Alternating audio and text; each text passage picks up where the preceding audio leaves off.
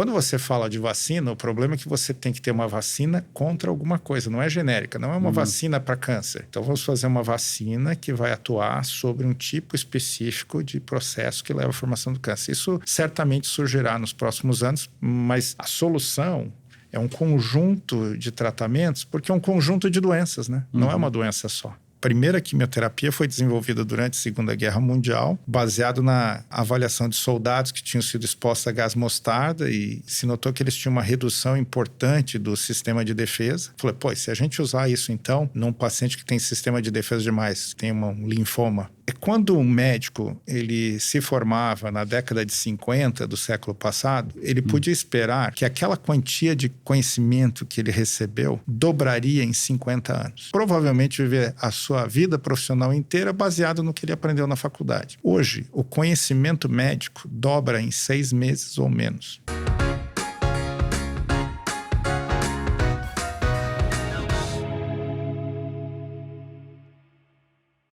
Olá, seja muito bem-vindo a mais um episódio aqui de Osnagli, um encontro de gerações. E hoje vamos falar de um assunto sensível, né? Um assunto delicado, mas que, graças a Deus, está evoluindo muito na medicina. Eu sou o Duda Nagli, ator e empresário. Eu sou Leda Nagli, jornalista. E hoje o nosso convidado, o Dr. Paulo Hoff, que é professor da Universidade de São Paulo, de Oncologia, e também diretor da Rede D'Or de Oncologia. Entre outros títulos, Academia Brasileira de Medicina, etc.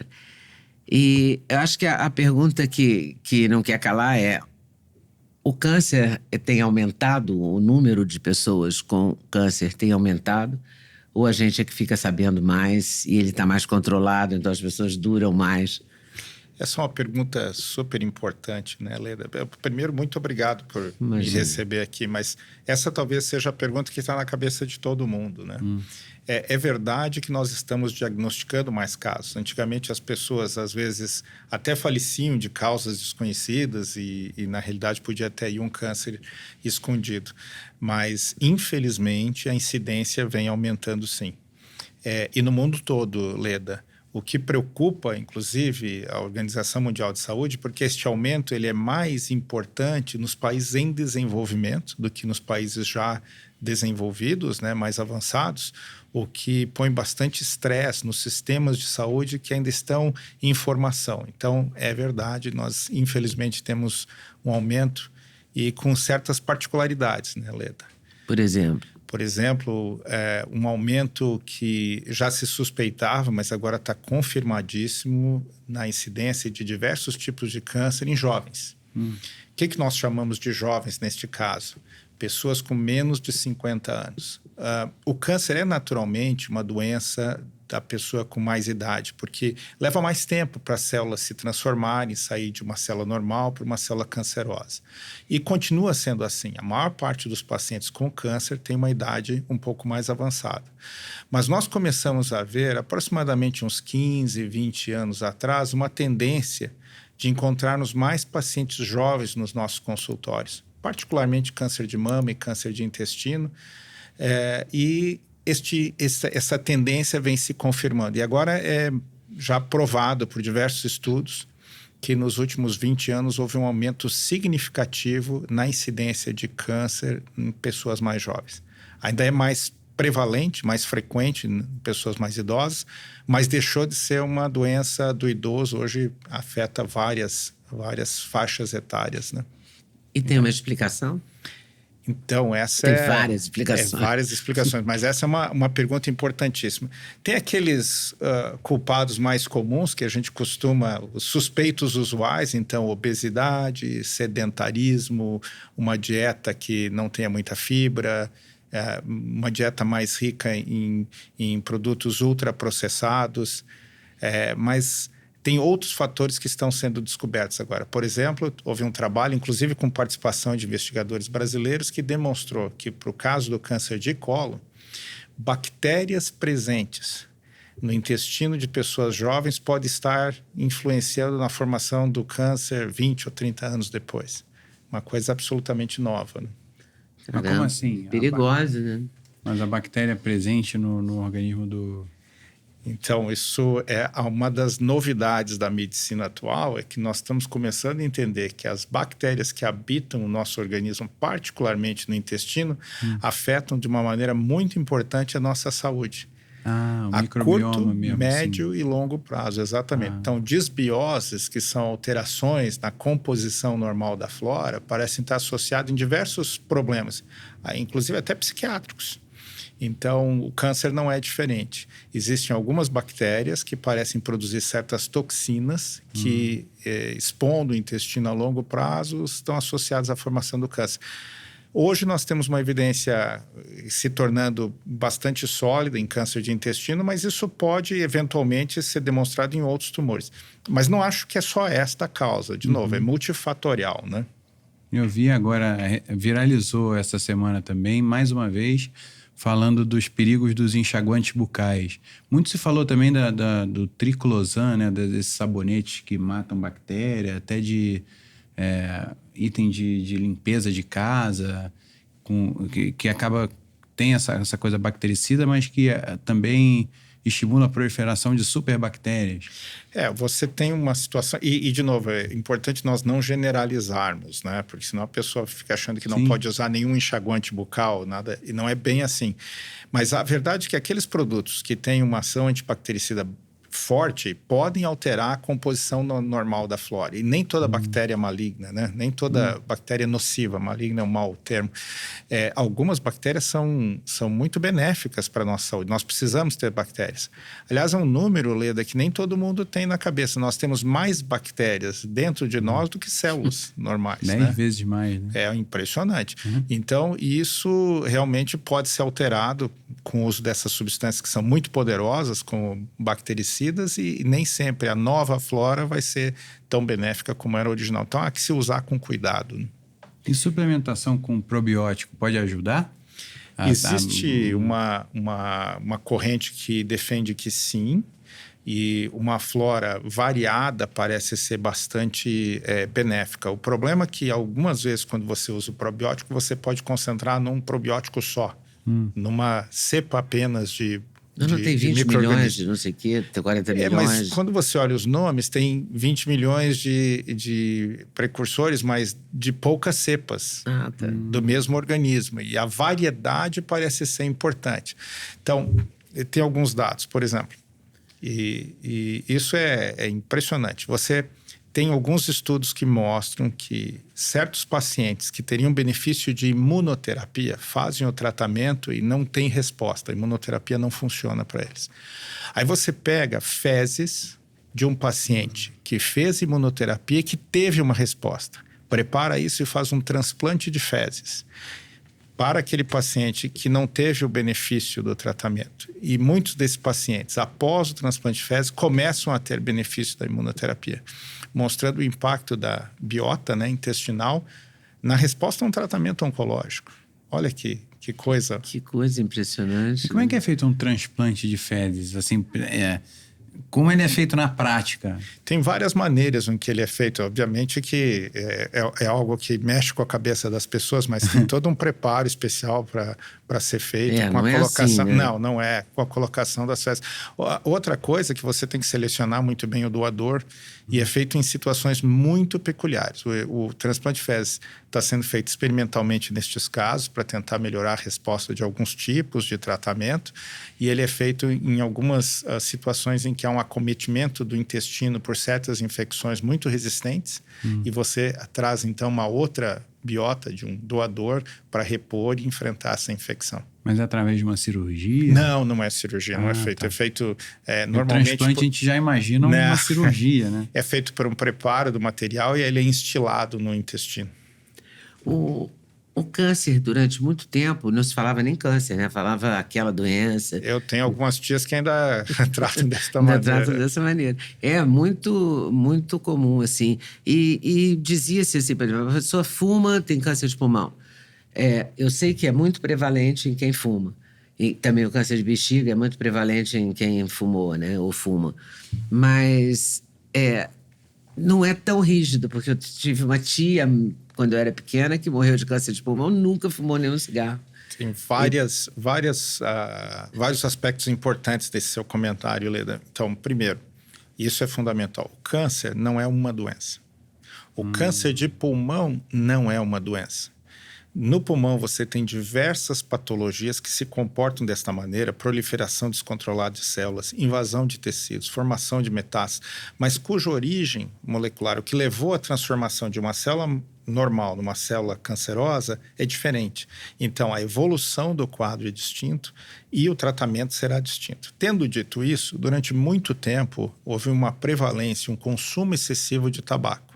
Então, cânceres relacionados ao tabaco são muito comuns. Em determinado momento, até 1/3 das mortes por câncer eram associadas ao tabaco. Nossa. Isso tem se modificado, porque é muito bom, né, Leda? No Brasil, a gente conseguiu diminuir o consumo do tabaco. Hoje, o tabagismo no Brasil está num momento muito bom, com um número muito baixo de pessoas ainda dependentes do tabaco. Então, você começa a ter outros tipos de câncer que são causados por outros fatores etiológicos, né? Um que está se tornando muito prevalente agora é a obesidade, por exemplo. Né? Então, a obesidade é associada a um número grande de diversos tipos de tumor. Mas, lembrando que o tabaco continua sendo muito nocivo. Né? Mas tem um nome, assim, do câncer mais famoso ocasionado pelo excesso de tabaco? Tem um nome tabaco, específico? sim, claro. Você tem um adenocarcinoma de pulmão, só que é um adenocarcinoma de pulmão que não tem outros tipos de alterações moleculares. Então, no pulmão você tem um adenocarcinoma associado à alteração dos genes do EGFR, gene do ALK, gene do ROS e assim por diante. E aí você tem os que são associados ao tabaco, que são diferentes, embora sejam também adenocarcinomas, eles são distintos no seu nível molecular. Lembrando, né, os órgãos que você tem mais tumores associados ao tabaco, além do pulmão e da bexiga, que a Leda já mencionou, você tem na boca, né, cabeça e pescoço, esôfago, pâncreas, que tem uma associação bastante forte com o tabaco também. E tem uma relação do perigo do câncer com o tipo de órgão, no sentido de... Eu lembro que... Eu fiquei com esse dado na cabeça, posso estar errado. Mas a cada 7 anos a gente troca todas as células do nosso corpo até os ossos. Os ossos são as células que demoram mais para serem substituídas. E o pulmão era mais rápido, 6 meses, sei lá. Posso estar viajando, mas... Não é bem pulmão assim. E fígado é famoso por serem os órgãos que... Não é bem assim. Você tem uma troca de células grande no organismo, mas não são todas. Algumas células você vai ter desde que você nasce até morrer, vão ser as mesmas células.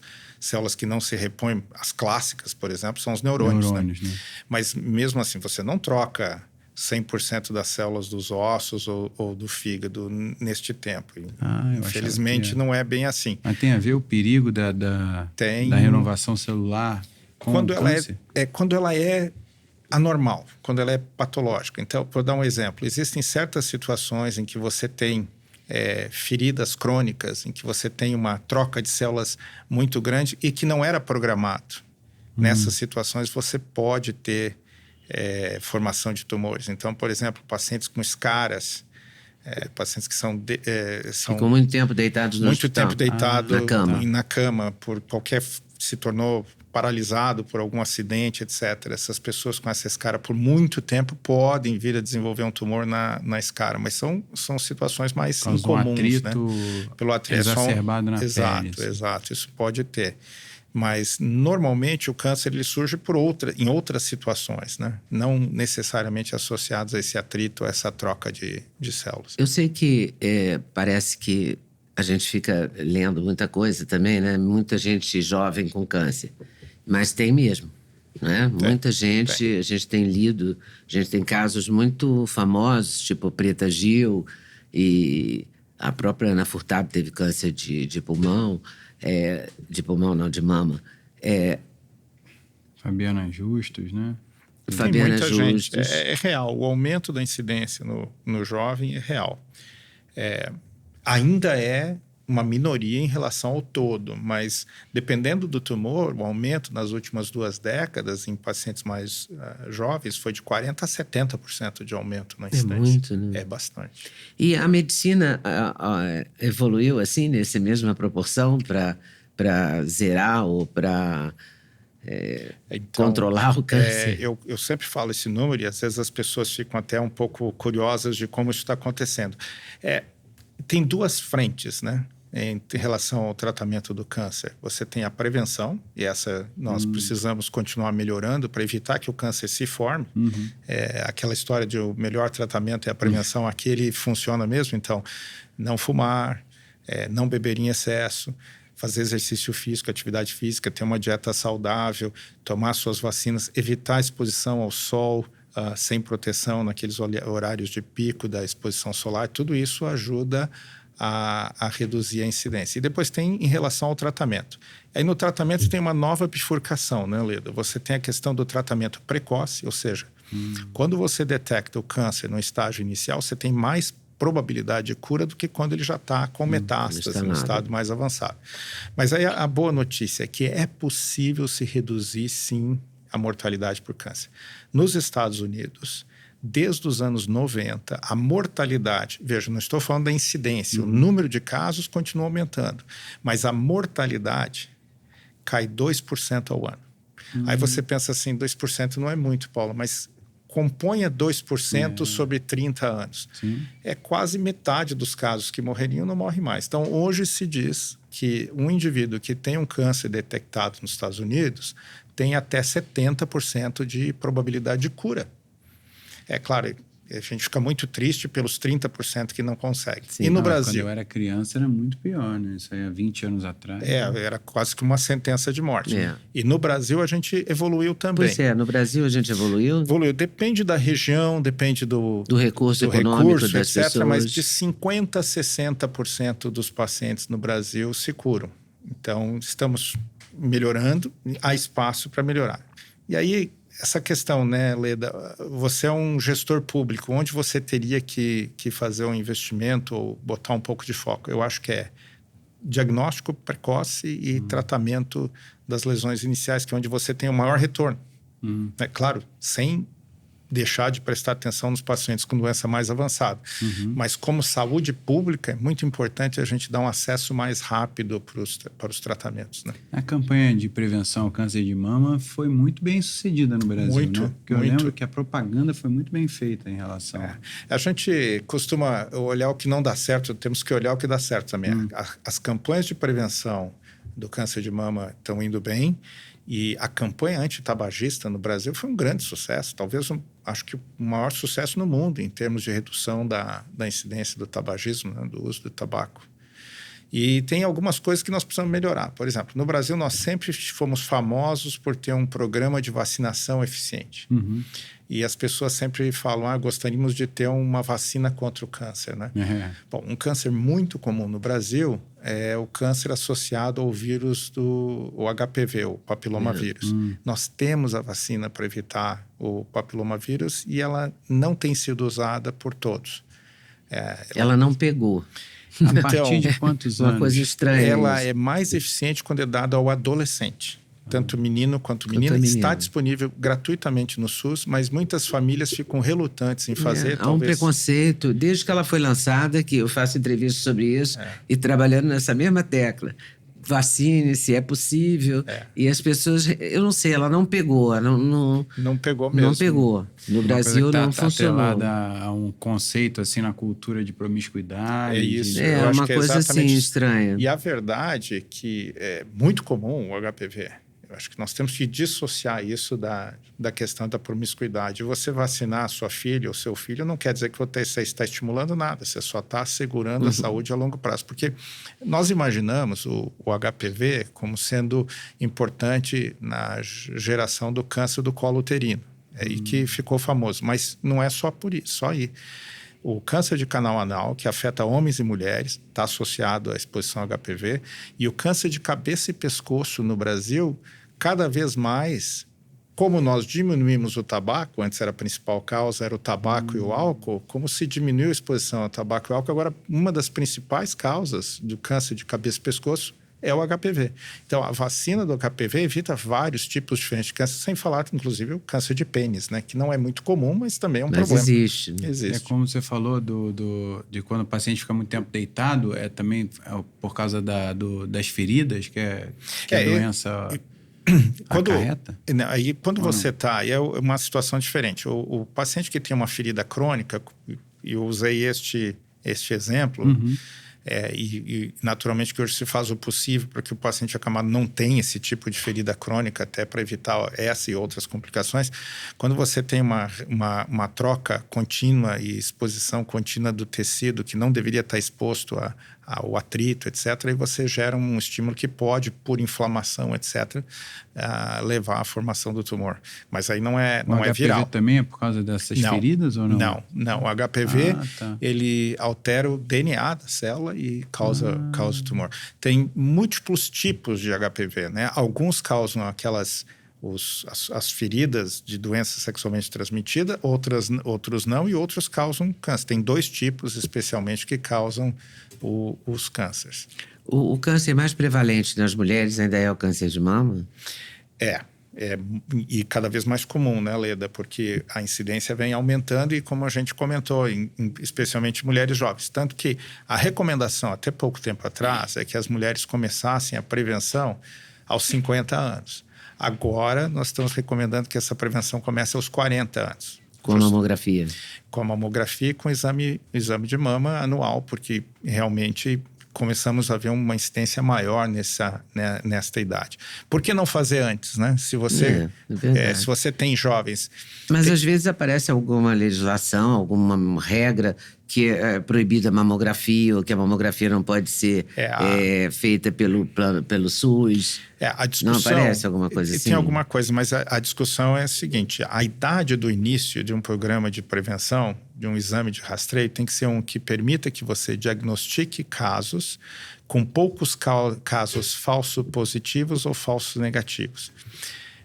Com menos de 40 anos, as mulheres têm uma mama bastante densa. A mamografia, ela perde muito da sua eficácia. E você vai acabar tendo um número elevado de mulheres com um diagnóstico, entre aspas, de suspeita de câncer sem ter e vice-versa. Então, abaixo dos 40 anos, a mamografia perde bastante da sua utilidade. Aí teria que fazer a outra? E aí você coloca qual o volume, qual o número de mulheres que terão câncer com menos de 30 anos, né, menos de 40 anos, e quantas terão um diagnóstico e farão um procedimento sem ter a doença. Então, eu sei que às vezes é difícil da gente explicar, mas existem estudos epidemiológicos que estabelecem esse limiar, quando o exame passa a ser efetivamente benéfico para a população como um todo, para a sociedade. Né? 40 anos. Neste momento é 40 anos. Agora, claro, Leda, isso é muito importante. Se você é uma mulher que tem casos de câncer na família, isso muda. Aí vai depender da idade com que a sua mãe, sua avó, sua tia teve câncer. E é sempre a primeira linha, mãe, tia. Exato, né? mas de maneira geral, quem tiver muitos casos de câncer na família, é bom conversar com o médico e ver, porque as recomendações são feitas para as pessoas que têm o risco normal. Se você tem muitos casos na família, de qualquer tipo de câncer, o risco é diferente, aí você vai ter que desenhar um programa de prevenção para aquela pessoa, né? Os planos de saúde cobrem a mamografia? Cobrem? Cobrem. O governo faz, inclusive, né, Leda? Bom, depois eu quero fazer uma pergunta relacionada a esse assunto, mas antes queria te dar um presente aqui do canal. Muito obrigado.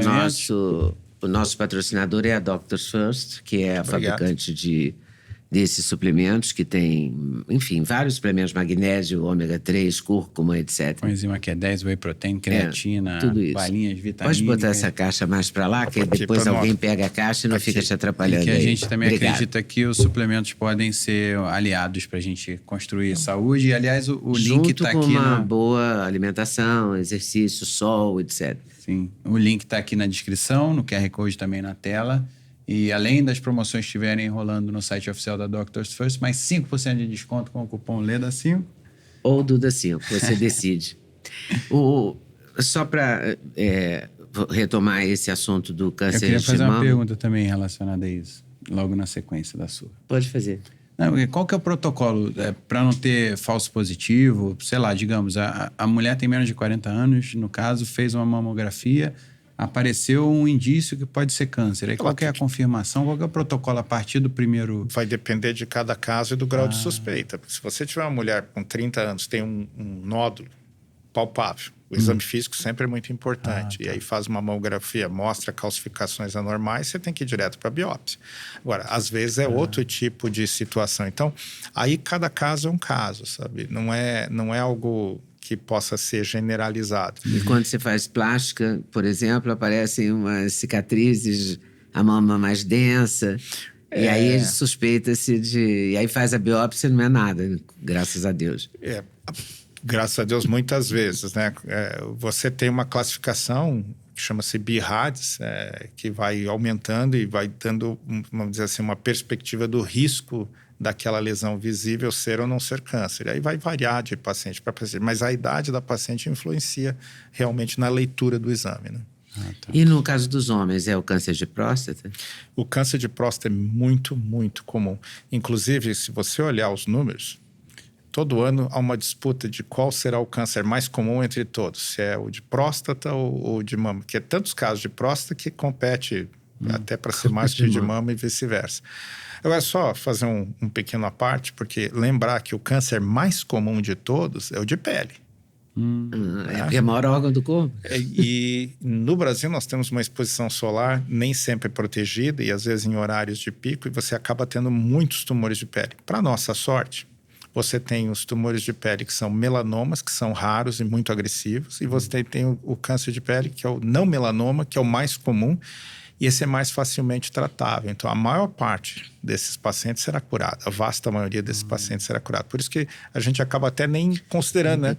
Pulamos direto para a mama e para a próstata. Mas o de próstata é muito comum, Leda, e há uma discussão muito grande da validade dos exames de prevenção, né? Porque você faz uma detecção de um número grande de homens, nem todos têm um tumor que evoluiria para causar óbito ou problemas. Não tem o exame PSA? É o PSA. Quando o PSA surgiu, no final dos anos 90, houve uma explosão do número de câncer de próstata. Porque o PSA começou a detectar pacientes que tinham câncer e não eram detectados anteriormente. Mas não houve uma mudança no número de pacientes que morriam com câncer de próstata. Porque o PSA detecta câncer, mas ele detecta o câncer que irá avançar e causar problemas e detecta o que também não vai avançar. Ele não consegue distinguir o câncer agressivo do não agressivo. E essa é uma discussão atual muito, muito forte. Assim, claro, se você tem um câncer, você quer se livrar dele. Mas alguns tipos de câncer de próstata parece que não causariam muito problema, né? Então essa separação uma escolha de Sofia aí. É difícil. Acho que é confuso também por isso. Eu tô aqui, tem muito assunto que eu não conheço basicamente nada, sou leigo total, e parece que a própria nomenclatura, o jeito de lidar com a coisa fica mais confuso ainda, né? Com certeza. Então, e quando entra quando você falou do câncer de pulmão relacionado a tabaco, eu esqueci até a expressão que você usou aqui, que é o... Então, e fica mais específico ainda. Então, acho que torna a discussão ainda mais complexa, mais difícil.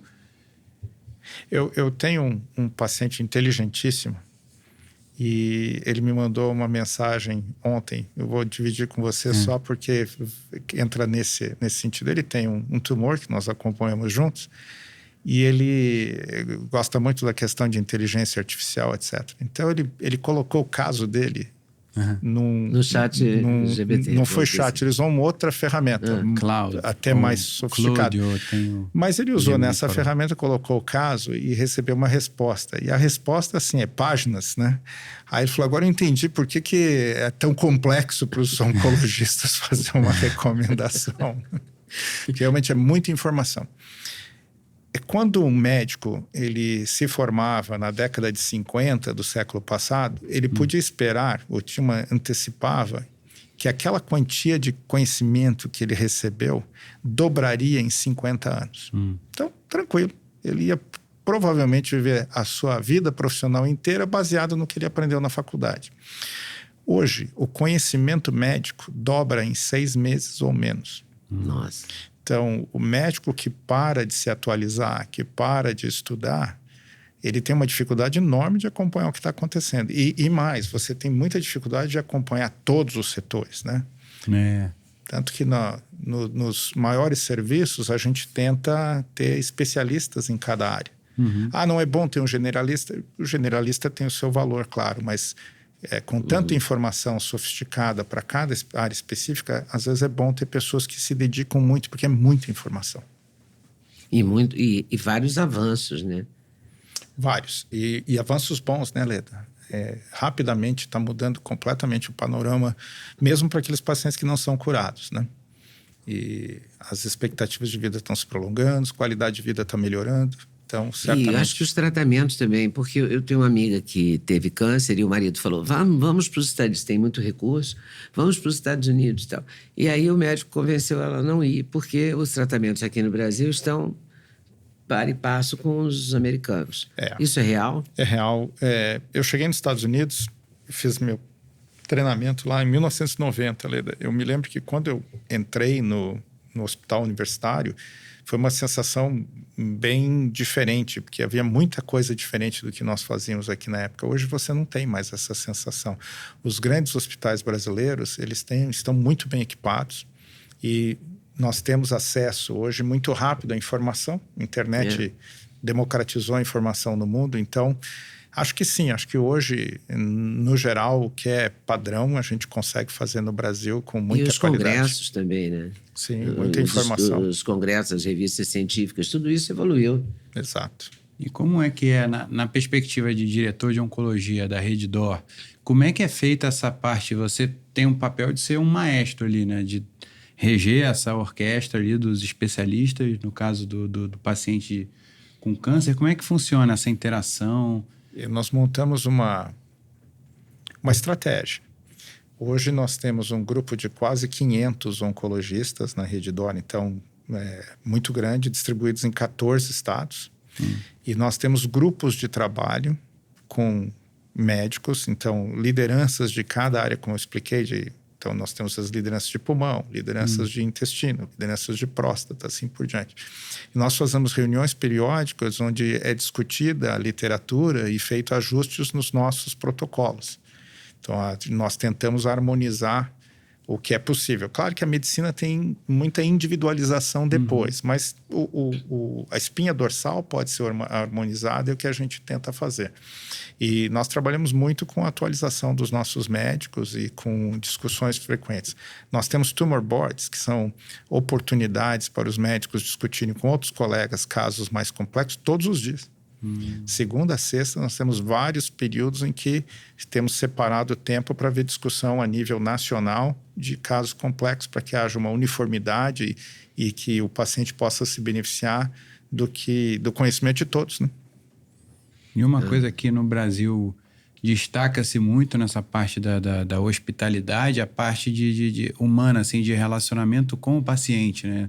Eu já vi o Walter Longo falando muito isso, de que aqui tem o jeito de tratar o paciente. Eu lembro que acompanhei a minha mãe quando ela ficou internada uma vez, quando ela teve Covid. Aí eu comecei a prestar mais atenção nisso, que eu conheci um pouco na teoria. E também o meu ex-sogro também, né, cada vez mais os hospitais estão parecendo hotéis ou spas, assim, né, de parte de fisioterapia, de alimentação individualizada. Como é que você enxerga essa... Nós acreditamos muito nisso. E, por exemplo, uma outra função que eu tenho como professor de oncologia me possibilitou participar do desenvolvimento do ICESP, que é o Instituto do Câncer do Estado de São Paulo, que eu fui o primeiro diretor clínico do ICESP, ajudei a desenhar o formato hospital, e desde o início nós tivemos um foco muito grande na humanização. Então, no acolhimento do paciente, no acolhimento da família, tentar desenvolver um sistema em que o paciente se sinta apoiado num momento difícil, né? Ter um câncer e tratar um câncer fragiliza o paciente e a família. Então, eu acredito muito na ideia da humanização do atendimento oncológico, de todo o atendimento médico, mas o oncológico em particular pelo momento difícil que o paciente ainda passa. Ainda é uma doença muito complexa, né? Que você tem que... É uma doença grave, uma doença grave, você fica muito vulnerável, né? Mesmo quando a gente olha o número americano de 70% de expectativa de cura, isso quer dizer que 1/3 dos pacientes ainda não sobrevive à doença. Então, é importante a gente levar em consideração a gravidade, né? E também, porque assim, outra coisa aqui que me chama a atenção é que todo hospital, tudo apita, é um entra e sai no quarto, até quando né, a parte de semi-intensiva.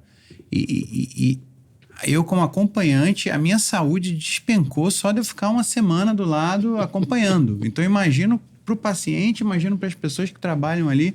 Eu sei que tem aquela tensão, né? Tem que ser a coisa de ter o prontuário, de ter um checklist para nada faltar, não pode errar de jeito nenhum, mas é muito difícil achar essa linha ali, o ideal, porque, sei lá, digo, a pessoa precisa dormir bem, mas é impossível dormir bem com tudo apitando, né? Mas, ao mesmo tempo, se deixar a pessoa dormindo bem e alguma coisa passar batido, algum sinal vital não for medido...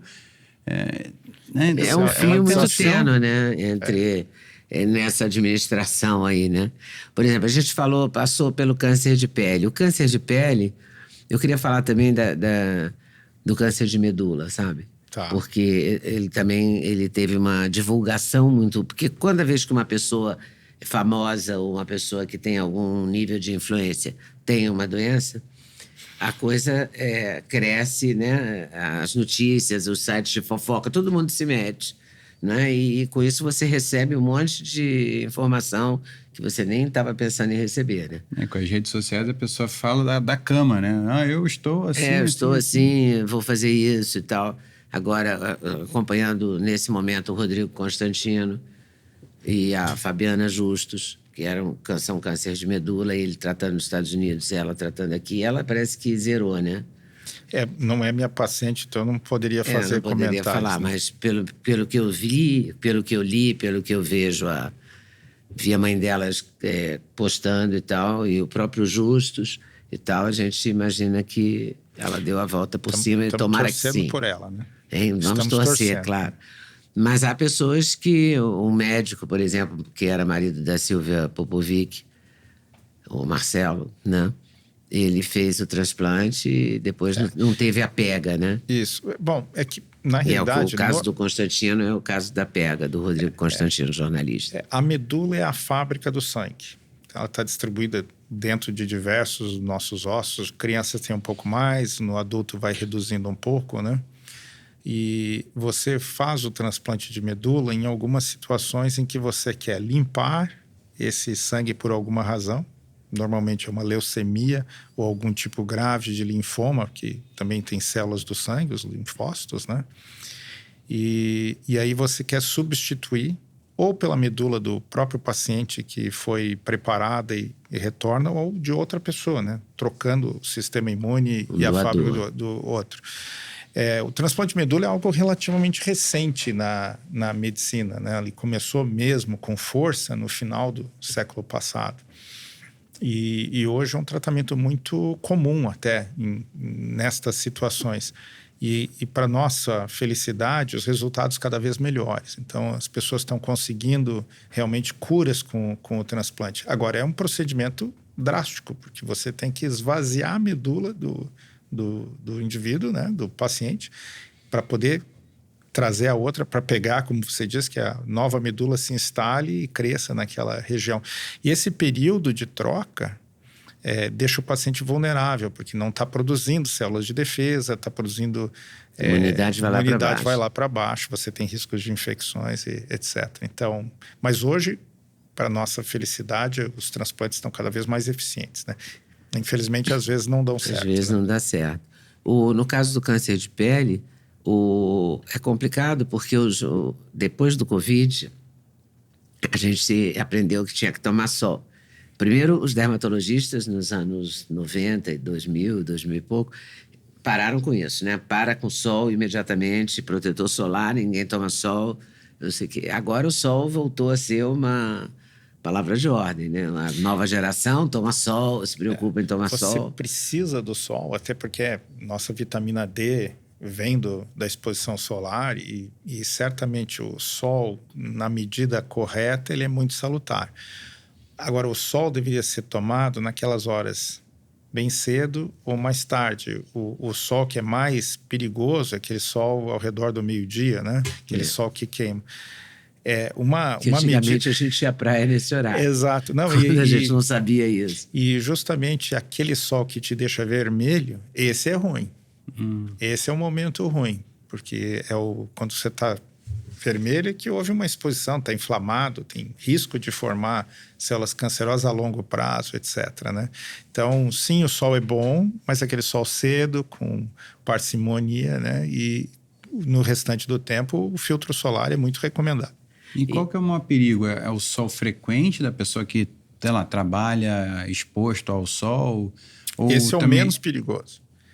Porque quando você tem uma exposição constante, o seu organismo se prepara. O bronze que a pessoa tem, na realidade, é um realinhamento de pequenas partículas dentro das células que vai da melanina, né? Ela se realinha para proteger contra o sol. Então, o indivíduo que está bronzeado, esse está mais protegido, tem a proteção natural. Claro, não é porque está bronzeado que deve pegar o sol do meio-dia sem proteção solar, não é isso. Mas o indivíduo que está fazendo aquela exposição constante, ele tem menos risco do que um indivíduo como eu, que está meio branquelo, chega lá e toma uma queimada e fica vermelho. Que vai viajar num feriado, aí você quer aproveitar o resort, que tem um monte de piscina, ou passear de barco, ou ir você tem que usar o protetor, porque essa queimada ocasional é mais perigosa, porque o seu organismo não está preocupado, é uma pancada sem nenhum preparo, né? Então, protetor solar nessa situação. E qual é a diferença entre... Por que algumas pessoas têm câncer e vão fazer quimioterapia, outras vão fazer radioterapia, outras fazem as duas? Nós tínhamos um tripé de tratamento. Então, surgiu primeiro a cirurgia, depois veio a radioterapia, que são tratamentos locais. Basicamente, a intenção é mesmo eliminar um foco de doença, ou porque você operou e removeu, ou porque você irradiou e matou aquelas células. Depois veio a quimioterapia, que veio quase por acidente, Leda. A primeira quimioterapia foi desenvolvida durante a Segunda Guerra Mundial, baseado na avaliação de soldados que tinham sido expostos a gás mostarda e se notou que eles tinham uma redução importante do sistema de defesa. Falei, se a gente usar isso então num paciente que tem sistema de defesa demais, que tem um linfoma, e foi feito em 1943 em Yale e deu certo e de lá para cá foi se instituir. Então, começou como um envenenamento controlado do indivíduo. Mas hoje nós avançamos um pouco mais. Em termos de tratamento sistêmico, a quimioterapia está avançando para tratamentos que são direcionados a alterações específicas que estão só na célula tumoral, não na célula normal. E surgiu um quarto apoio, um quarto eixo de tratamento, que é a imunoterapia, que não tem nada a ver com os outros. Que na imunoterapia o que você faz é estimular com que o corpo do paciente ataque o câncer, né? Então, uma ideia bem radical diferente. Quando que você usa um e o outro? Depende de qual melhor combinação vai levar à eliminação do tumor visível e eliminar o tumor que você não vê, que são as células que podem estar circulando. Então, muito comum você fazer combinações. Então, você tem 4 estratégias, tenta combiná-las para chegar ao melhor resultado. E aí quem decide isso é o oncologista? É um conjunto. Nós gostamos muito de discutir casos complexos no tumor board, porque daí você tem o oncologista, você tem o cirurgião, você tem o radio-oncologista, você tem outros especialistas que podem ser chamados a dar uma opinião. Por exemplo, um câncer no fígado. Pode ser muito importante a opinião do hepatologista. Um câncer no pulmão pode ser muito importante a opinião do colega que faz pneumologia e assim por diante, né? Então, você acha que que esse conjunto da obra, conjunto do conhecimento, pode determinar o tratamento? Eu não tenho a menor dúvida. É claro que existem certos casos que são tão óbvios que um colega sozinho toma a decisão. Mas a disponibilidade de um ecossistema que tenha todas as especialidades discutindo os casos ajuda a melhorar o resultado. E hoje, qual é o câncer que tem melhor prognóstico? Olha, nós temos hoje muitos cânceres que a gente cura, né? Por exemplo, testículo, né? Testículo, a taxa de cura é altíssima. Mais de 90% dos pacientes com câncer de testículo, mesmo metastático, não é só o inicial, mesmo avançado, se curam. Eu acho que todo mundo lembra do Lance Armstrong, ganhou o Tour de France. Se ele estava usando medicação ou não, a gente não vai discutir, mas ele ganhou o Tour de France depois de ter feito quimioterapia e curado um câncer de testículo com metástase no cérebro. Então, um exemplo, mas tem diversos tipos de leucemias, de linfomas, em que as taxas de cura são excelentes. O câncer de mama, quando é detectado no estágio inicial e é tratado de maneira completa, tem mais de 90%, 95% de chance de cura e assim por diante. Então, e quais são os sintomas do câncer de testículo? Só para saber, eu nunca tinha ouvido esse dado e... deve ser um dos maiores pesadelos de qualquer homem, né? Ele é relativamente raro, né? E ele tende a ocorrer em 2 momentos da vida do homem. Quando você é bem jovem, ali, ao redor dos 15, 20 anos. Depois, quando você tem mais de 60 anos, tem 2 picos, né? Tá. Mas o principal sintoma do câncer de testículo é você notar o aparecimento de uma bolinha no seu testículo. Ele muda de tamanho. Né? Exato, é físico. Esse talvez seja o mais comum. Problema de hardware ali. No... Exato. Mas hoje é altamente curável. E tem outros tumores que a gente pode conversar aqui. Então, é que a gente, né, Leda, a gente guarda mais os que deram errado, né? Então, certamente alguém que... Eu tenho medo horrível do câncer de pâncreas, porque todo mundo que eu ouço com câncer de pâncreas... não hoje sobrevive. Melhorou a taxa de cura do câncer de pâncreas, tivemos avanços, mas certamente continua sendo um dos tumores bem difíceis de tratar. Então, o pâncreas continua sendo bem complexo. E o linfoma de Hodgkin? Eu me lembro que uma vez a gente tinha um amiguinho do Duda, quando você era pequena, a gente foi na Disney, ele ficou muito próximo de você, e logo depois que ele chegou, ele concluiu, né? Acho que ele tinha... Vocês tinham o quê? 10, 12 anos? Ele já tinha feito tratamento.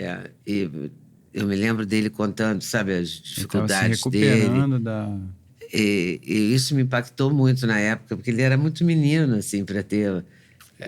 Mas essa é a curabilidade bem alta. Bem alta. Hoje, um número muito alto de pacientes com linfoma de Hodgkin são curados. A vasta maioria cura. Claro, infelizmente sempre tem um caso ou outro E essa é o que nós estamos tentando aprender agora, né? O que leva um tumor que é altamente curável a não ser curado, né? São certamente alterações a nível molecular que tornam essa célula resistente ao tratamento usual. Então é individual mesmo, depende da célula da pessoa. O tratamento do câncer vai ser cada vez mais individualizado. Esse é um desafio, porque você vai ter que ter o período do diagnóstico, da identificação do que levou a célula normal a se tornar uma célula cancerosa e desenhar o tratamento para essa modificação. E tem porque a gente tem muitos casos, né, assim, de amigos, e a gente ouve muita história. E eu tenho um amigo que teve um câncer, que agora eu não vou saber, talvez seja ósseo, e eu sei que ele está tomando uma injeção na barriga uma vez por mês e tal. Tem umas coisas assim, né? Tem 2 tipos de tratamento que tem essa situação, né? Um deles é o próprio câncer de próstata, que quando é avançado você usa uma medicação injetável que pode ser uma vez por mês, uma vez a cada 3 meses ou uma vez a cada 6 meses. E essa medicação bloqueia a produção de testosterona e sem testosterona o câncer de próstata regride, né? Então, pode ser essa situação, ou pode ser uma outra situação. Tem um tipo de tumor chamado tumor neuroendócrino, e que ele pode ser controlado com uma injeção mensal também. E é um tumor que tem, assim, uma expectativa muito boa. É uma ferramenta, então? Essa injeção mensal. Essa injeção, tem mais de um tipo. Eu mencionei 2, e estão surgindo outras injeções subcutâneas, intramusculares, né? E quando você vai num congresso de oncologia... O que se discute? Quer dizer, qual é a perspectiva? Assim, vai ter uma vacina do câncer em X anos? Ninguém mais vai morrer de câncer de mama nos próximos 50 anos? Tem coisas assim? Leda, no final de maio de 2025, início de junho, houve o Congresso da Sociedade Americana de Oncologia. Mais de 40 mil oncologistas foram a Chicago para fazer estas discussões. Então, você imagina o número de salas e o número de discussões que aconteceram. Foram apresentados, submetidos para avaliação no Congresso, 7.200 trabalhos de pesquisa. Naturalmente que algumas são mais relevantes que outras, mas olha o volume de ciência que está sendo feito. Então, quando você chega num congresso como esse, eles preparam o que eles chamam de tracks, ou seja, caminhos, né? Então, você quer o quê? Você quer vir aqui e fazer uma experiência, ver tudo que está acontecendo em biologia molecular. Tá aqui, essas são as apresentações que você segue. Não, eu vim aqui porque eu quero ver mama. Então, são essas, e assim por diante. E você pode misturar naturalmente. Então, hoje, o que se fala no Congresso? Tem várias linhas que estão se mostrando extremamente ativas. Imunoterapia, muito ativa, mas infelizmente não é para todos os pacientes. 10 a 15% no máximo dos pacientes parece se beneficiar de imunoterapia, mas muito eficiente para quando está indicado. Pois você tem os anticorpos conjugados com quimioterapia. Como se fosse um cavalo de Troia. Você cria um anticorpo que vai caçar a célula cancerosa, a célula cancerosa vai ser enganada, engolir esse anticorpo, e ele tem conjugado ele, combinado com ele, uma quimioterapia potente que é solta dentro da célula cancerosa. Vários desses já foram aprovados, já estão no mercado. Direcionado mesmo. Super direcionado, com resultados muito bons. É outra linha. Depois tem uma terceira linha, que é um pouco mais antiga, mas continua muito relevante, que são moléculas que entram na célula e bloqueiam a enzima que está alterada e que levou à formação do tumor. Então, bloqueia o que gerou o tumor. Então, tudo isso está sendo desenvolvido. Você perguntou de vacinas, e eu recebo também dos pacientes, vai vir a vacina de mRNA, etc. Estão procurando, realmente. Quando você fala de vacina, o problema é que você tem que ter uma vacina contra alguma coisa, não é genérica, não é uma vacina para câncer. Bom, então vamos fazer uma vacina que vai atuar sobre um tipo específico de processo que leva à formação do câncer. Isso certamente surgirá nos próximos anos, mas a solução é um conjunto de tratamentos, porque é um conjunto de doenças, né? Não é uma doença só. Isso que é a chave, né? Não é uma doença só. Então, não tem um tratamento só. Chamar de câncer é tipo uma simplificação, né? Mais para uma área de... Exato. Foi da época, né? Temos que lembrar que o termo câncer foi cunhado por Hipócrates. Certo? Antes de Cristo, né? Jura? Foi muito antigo, foi na Grécia Antiga. Hipócrates cunhou o termo câncer. E por que ele chamou de câncer? Câncer é caranguejo, né? Ele, vendo certamente pacientes com diversos tipos de câncer, via aquela doença que se espalhava com os braços, parecia um caranguejo, ele chamou de câncer. Então, o termo é muito antigo e ele naturalmente se associa a várias doenças muito parecidas, né? Que tem aspectos em comum, por isso que a gente continua chamando de câncer, mas um adenocarcinoma de pulmão num paciente fumante é muito diferente de um adenocarcinoma de um paciente com alteração no gene do EGFR do pulmão também. Né? Então, a gente tem que começar a entender isso. Eu hoje vi uma coisa chamada pulmão pipoca. O pulmão pipoca não é câncer. O pulmão pipoca é uma alteração que acontece em usuários de VAP. Né? É uma mas alteração... é um pré-câncer? Não está demonstrado que seja pré-câncer, mas destrói o pulmão. Né? O VAP é muito perigoso. O VAP tem o perigo de formar esse processo, que é uma doença inflamatória do pulmão.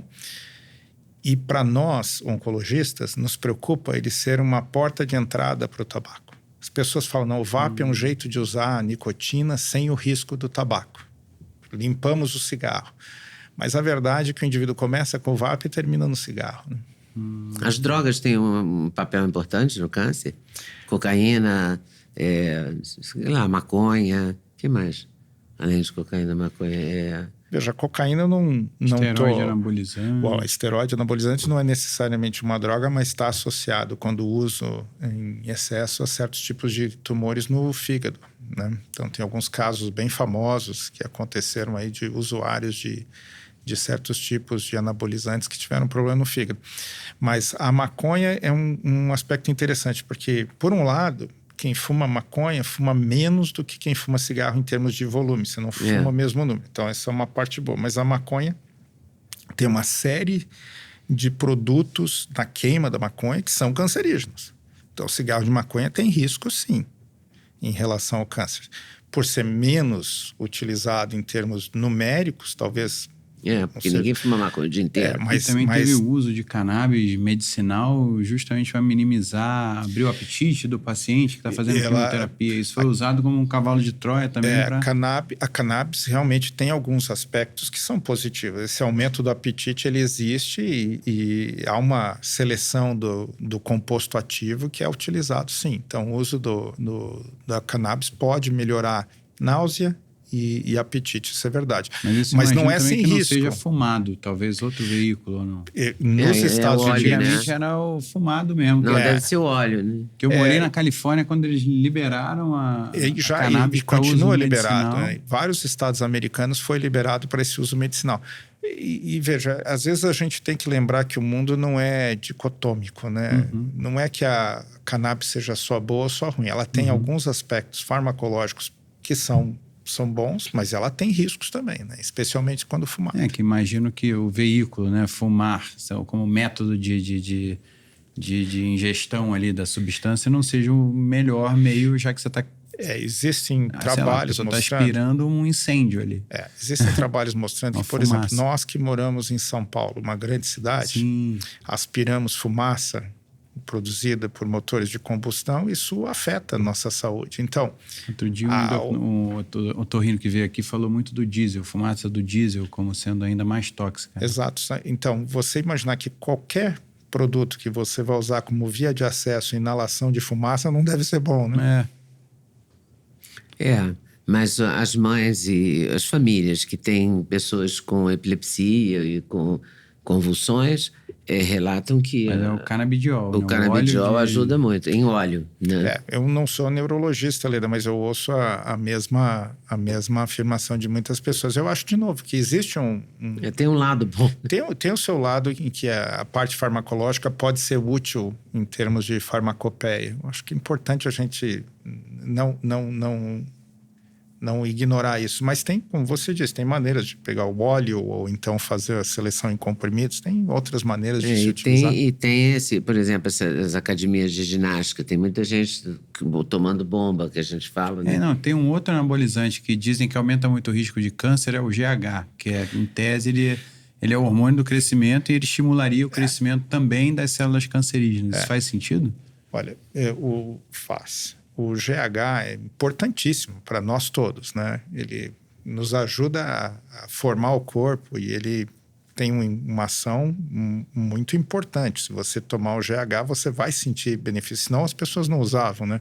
Mas há um risco grande, porque diversos tipos de tumores têm receptores para o GH.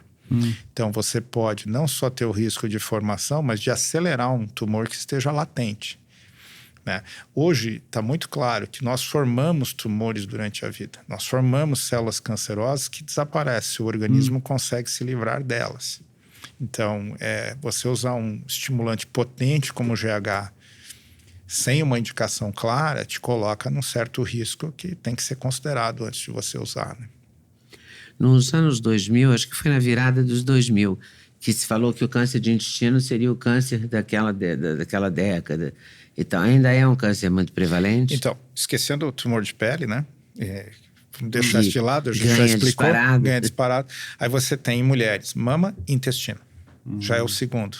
Passou colo uterino, passou pulmão, etc. Hoje já é o segundo. Só nas mulheres? Calma, em homens, aí você tem próstata, pulmão em queda e o intestino subindo. Em algumas avaliações já se coloca o intestino como segundo em homens também, embora em algumas avaliações está entre segundo e terceiro. Ou seja, é verdade. Houve uma mudança dramática na qualidade da dieta, houve um aumento da obesidade importante no mundo inteiro, né? E um aumento do sedentarismo. Associado provavelmente a uma mudança do bioma, e tudo isso levou a realmente um aumento muito importante na incidência de câncer de intestino. E qual seria a recomendação maior, assim, para evitar o câncer de intestino? Então, fibras, alimentação? Alimentação com fibra, 5 porções diárias de fruta ou verdura frescos, né? Reduzir o consumo de alimentos ultraprocessados, particularmente embutidos. Eu nunca sou radical, Leda. Eu não digo que não coma, mas moderar ao máximo, né? Praticar exercício físico é importante.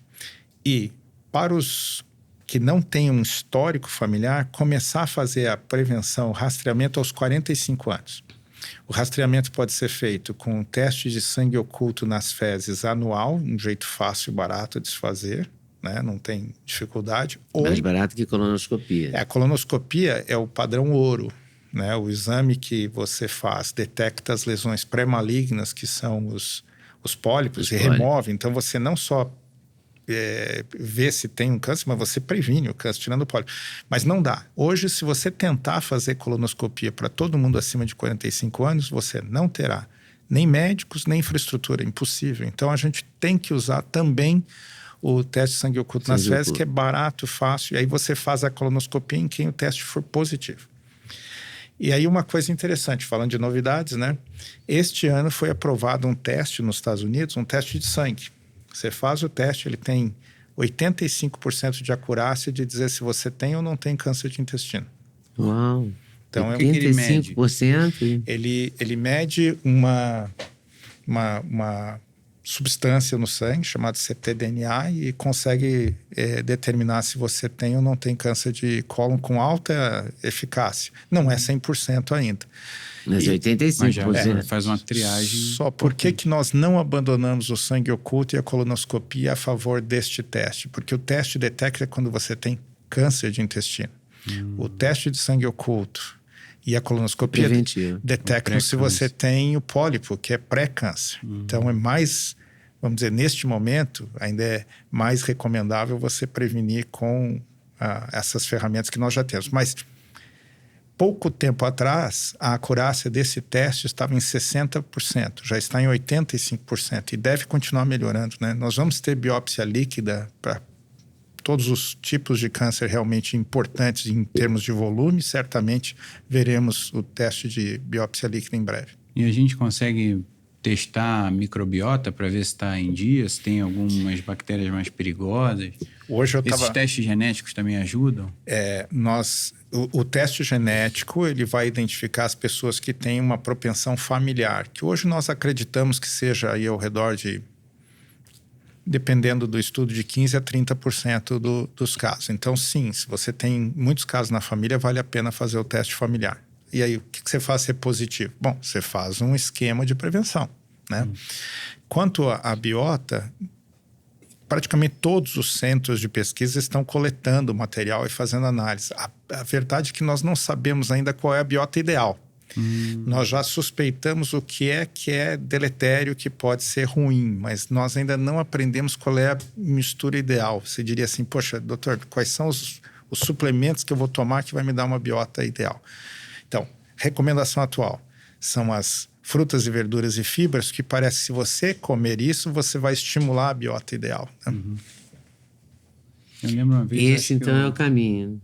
Eu acho que foi o doutor Laí Ribeiro uma vez que falou que o lactobacilo que ficou famoso pelo Yakult ajudaria também a evitar o câncer de bexiga. Lá nos Estados Unidos tem gôndolas e mais gôndolas de probiótico, cada um para uma coisa. Tem que tomar um pouco de cuidado, especialmente nos Estados Unidos, porque no Brasil me parece que os probióticos passam por avaliação da Anvisa. Né? Nos Estados Unidos o FDA não olha, então...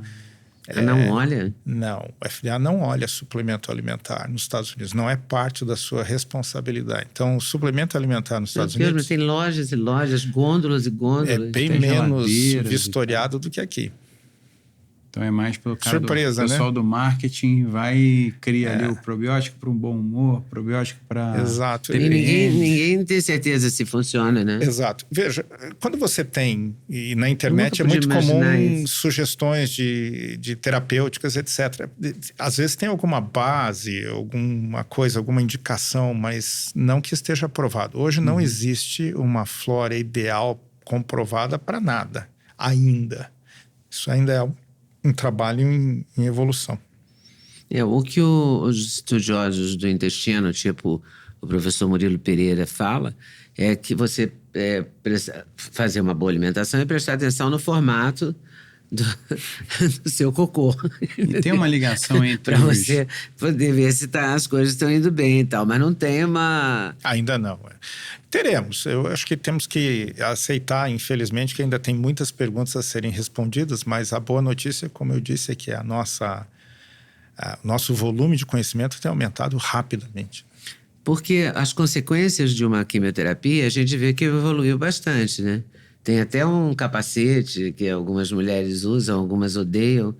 Eu já tive amigas que usaram, o cabelo não caiu e ficaram felicíssimas, e algumas que detestam Prefere ficar careca e botar essa uma peruca. crioterapia, né?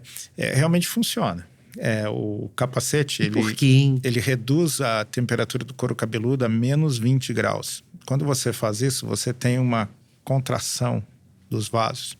Então, o sangue circula menos enquanto o seu couro cabeludo está nessa temperatura. E aí, a quimioterapia que está circulando não passa tanto nos folículos capilares. Tanto que, durante muito tempo, havia um medo se usar esses capacetes não permitiria que células tumorais se escondessem nos folículos e depois voltassem a circular. Então, mas para os tumores mais usuais, como, por exemplo, câncer de mama, etc., os trabalhos não mostram diferença no resultado. Então, pode-se usar. Agora, menos 20 graus é um sacrifício. Bem frio. É um sacrifício. Eu me lembro que uma amiga minha, até ela, na recidiva, ela morreu, mas ela usou e tinha um cabelo lindo, e realmente ela era muito vaidosa e o cabelo não caiu. A boa notícia é que muitos dos novos tratamentos não causam queda de cabelo. Por exemplo, a imunoterapia não tem ação nenhuma sobre o cabelo, tranquilo. Como funciona a imunoterapia? O câncer, ele vem... A célula cancerosa vem de uma célula normal. Ela traz várias informações que ela tem da célula normal.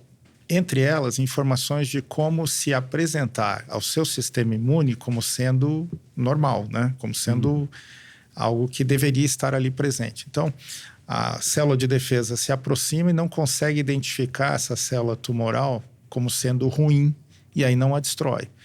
Com a imunoterapia, o que você faz é descortinar esse processo, é fazer com que o seu sistema imune fique tão ativo que ele passe a reconhecer a célula tumoral e a destruir. Tá. Aí vem o efeito colateral. E doença autoimune no aumento? Muito. Eu ia falar. Aí vem a questão. Toda ação benéfica tem alguma coisa que acontece. Mostarda, né? Então. Exato. Então, quando você olha a toxicidade da imunoterapia, não cai cabelo, não tem feridas na boca. Para muitos pacientes, não sente nada. Mas existe uma incidência relativamente alta de processos autoimunes. O mais comum é tireoidite. Muitas pessoas fazem e passam a depender de hormônio tireoidiano porque destrói a tireoide. Mas é um preço relativamente pequeno a se pagar nesse caso. O ruim é quando você tem coisas mais graves, como hepatite, pneumonite, hipofisite, que pode acontecer. Graças a Deus, uma incidência pequena, mas existe. Então, durante o tratamento da imunoterapia, há que se tomar muito cuidado, porque às vezes você tem que cortar a imunoterapia, usar medicações para cortar o efeito, para barrar uma doença autoimune que está se formando. Que vai ser paralela ao câncer, a doença autoimune? Nesse caso, sim, né? Nossa, então você arranja uma doença nova para você. Não, mas espera-se que com um bom resultado em relação ao câncer, né? Porque tudo é escolha, né? É um momento da vida do paciente que tem que atacar o maior inimigo primeiro, né? Que no caso é o câncer. Muito bom. Uma pena que a gente tenha que encerrar, porque você tem um compromisso, mas... Valeu, muito obrigada por ter vindo. Foi um grande prazer. Obrigada mesmo. Sempre um prazer conversar com você, Leda, e com seu filho. Estou à disposição. Quem sabe conversamos outra vez depois. Pois não. Por que não? Por que não? E tomara que com melhores notícias. Melhores notícias, ainda. Claro. Mais cura e mais... menos recidiva, porque ainda tem muita, né? Deus te ouça. Tem muita recidiva ainda? Ainda tem bastante recidiva. Certamente temos muito que melhorar ainda. E volta em outro órgão? Normalmente a metástase acaba acontecendo em outro órgão. Posso terminar com uma boa notícia? Pode, claro, Sim, por favor. Muito importante isso, né? A gente fala da dieta, a gente fala de exercício, mas neste último encontro agora, no início de junho de 2025, foi apresentado o primeiro trabalho comparativo, prospectivo, ou seja, metade dos pacientes tinha sido tratado para câncer de intestino, cirurgia, quimioterapia. O outro metade, mesmo tratamento, e aí eles pegaram para este grupo aqui um folheto dizendo, você precisa comer bem, você precisa fazer exercício. Para esse aqui, um personal trainer, um fisiatra, alguém que tirava ele da sua zona de conforto 3 vezes por semana, fazendo atividade física estruturada. Esses pacientes tiveram metade da recorrência destes. Metade? Caiu 40%, 36% para ser mais exato, cai a recorrência fazendo exercício físico estruturado. Então, para ver a importância do exercício da atividade física em relação a evitar uma volta do câncer. Chocante, muito bom. Boa notícia, não custa Ótima nada, notícia. né? A gente fala tanto de remédio caro, exercício é barato. É mais barato que a É maioria difícil, dos mas é remédios. barato. É difícil, às vezes é chato, É. mas é melhor. E qual vai ser o próximo congresso importante? Porque Olha, tem congresso tem o muitos. mundo inteiro, né? Deve ter os top, né? Está acontecendo no momento um congresso aqui em São Paulo sobre tumores neuroendócrinos, né? Síndrome de tumores neuroendócrinos, com mais de 30 investigadores estrangeiros. Mas, assim, a nível mundial, será em Berlim. No final do ano teremos o encontro da Sociedade Europeia. Esperamos novidades lá também. A sociedade europeia está bem avançada, igual a americana? Sim, hoje você tem muita atividade científica na Europa também. Bom, vontade de fazer várias perguntas. Eu estou me segurando aqui por causa do horário. Tá bom. Mas fica a dica também, você que a gente falou muito sobre o intestino, microbiota. Tem o doutor Murilo Pereira, que minha mãe falou. Tem a doutora Denise Carvalho também aqui. Tem outros médicos. A gente traz muito médico com várias pegadas diferentes, né? É verdade. Alimentação. Eu acho que quase unânime, que é exercício físico, e boa alimentação. O sono Sono é importante. O sol. Sol na hora medida certa. Sol na hora certa. Mas o sono tem uma preponderância também, né? Claro. Dormir bem ajuda. Certo? Então tá convidado ficamos a combinados assim. maratonar Muito aqui as obrigada outras Grande entrevistas. por prazer. você ter vindo. Você pode maratonar, como o Duda estava falando, né? As entrevistas todas. Temos muitas entrevistas de grande qualidade. Vale a pena conferir, com certeza. Tá bom? Então, se você puder curtir, compartilhar, avisar os seus amigos e inimigos também. A gente não tem nada contra os inimigos seus. Para que assistam o canal e que para usufruírem dessas informações, porque a informação é uma moeda, né? Então, você pode ficar rico de informações vendo o nosso canal. Valeu, até a próxima. Até a próxima. Esse podcast é um oferecimento da Doctors First, que é a marca de suplementos que a gente usa. E recomenda. São os melhores ingredientes, várias fórmulas Tudo autorais. com alta qualidade, com muitos selos, magnésio, Ultra Vision para melhorar a sua visão, colágeno, que todo mundo a partir dos 20 anos precisa. Glutamaster para imunidade, saúde do Ômega intestino. 3, fundamental. DK2, que é a vitamina K2, é o GPS do cálcio. Vitamina D3 também para a saúde. O Glutamaster. É isso. Não pode perder. Lembrando, o QR Code vai estar na tela aqui para você conhecer mais 5% de desconto com o cupom LEDA5. Ou Duda 5. É, E o link está na descrição. Valeu!